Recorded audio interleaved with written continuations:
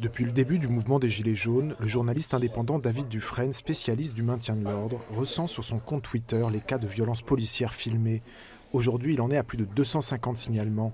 Des personnes blessées par l'explosion de grenades, mais aussi par des tirs de flashball, ces lanceurs de balles de défense de 40 mm, les LBD. Il y a des dizaines de mutilations, de gens qui perdent leur œil, c'est à vie, la main, c'est à vie. C'est pas uniquement des ITT, 3 jours, 4 jours, quelqu'un qui est molesté, quelqu'un qui est bastonné, quelqu'un qui est matraqué. Non, on n'est plus du tout là-dedans. Ça devient massif. Et je me rends compte que je compile quelque chose qui n'est jamais arrivé. Depuis 68, ça n'est jamais arrivé. La banalisation de ces tirs de flashball, une arme que la France est la seule à utiliser en Europe, pose question. En 2017, le défenseur des droits demandait qu'elle soit retirée du service car beaucoup trop dangereuse. Pourtant, le gouvernement vient d'en commander 1500 exemplaires pour équiper la police.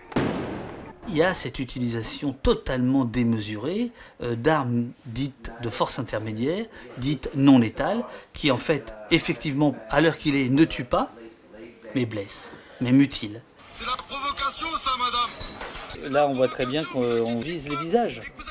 Et là, on est dans une pleine rue passante, un samedi après-midi. Là, la menace, c'est quoi? C'est un homme qui tient un téléphone portable, qui filme. Et là, vous voyez, il est visé. Il est visé à la tête.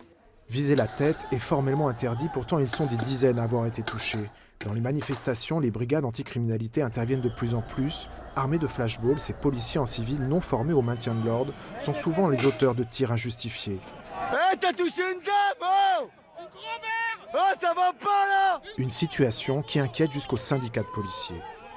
Ils font en sorte d'utiliser les bacs à tout va.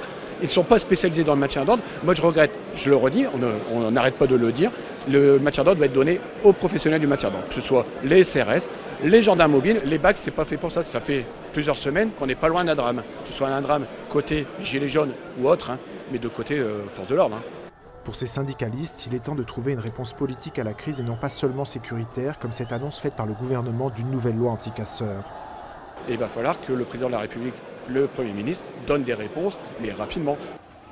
C'est quand même incroyable de se dire qu'en France, chaque samedi, les gens qui vont les manifester peuvent et savent qu'ils peuvent perdre un œil.